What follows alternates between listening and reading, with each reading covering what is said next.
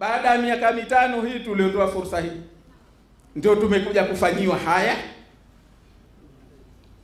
Zimetumika fedha za wananchi mlokuwa mkihangaika, ni nyinyi wanyonge wa Mungu, kwenda kwenye makampeni, kupigwa na jua, kusikiliza viongozi wanasemaje.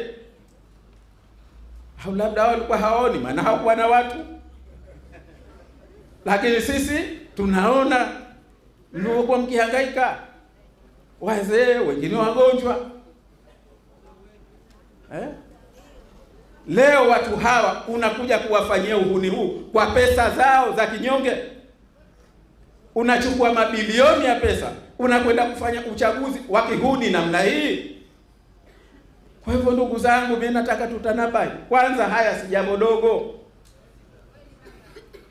Hatuwezi kuishi katika nchi inayoendeshwa kihuni namna hii. Lazima tukatae. Sisi viongozi wenu tunakataa hilo, na nyinyi tunaomba kwa kauli moja tumshajiishe kila Mzanzibari akatae uhuni huu. Hii si nchi ya kihuni, hii si nchi ya wahuni, na lazima hili tulikatae kwa imani yetu. Wazungu wanasema with conviction, kwamba no, hii haiwezekani. Lazima tuseme hii haiwezekani, hii haiwezekani. Akatafute mtu wajinga wengine, sio hapa. Ndio tunacho sema.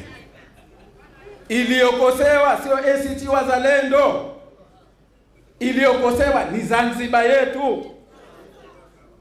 Iliyosalitiwa sio ACT Wazalendo, iliyosalitiwa ni safari ya Wazanzibari kutafuta Zanzibar wanayostahiki.